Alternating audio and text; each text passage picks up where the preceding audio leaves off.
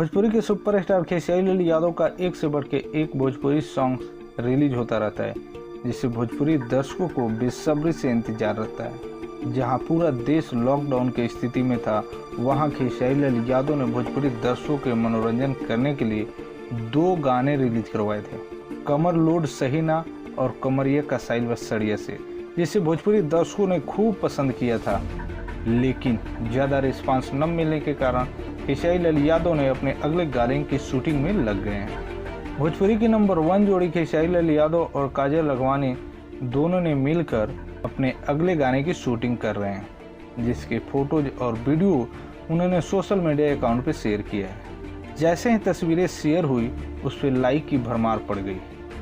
तस्वीरें आपके सामने हैं, आप देख सकते हैं खेसारी लाल यादव और काजल लखवानी दोनों ने अपने अगले गाने की रिहर्सल कर रहे हैं। बताया जा रहा है कि भोजपुरी का सबसे ज़बरदस्त गाना ये होने वाला है।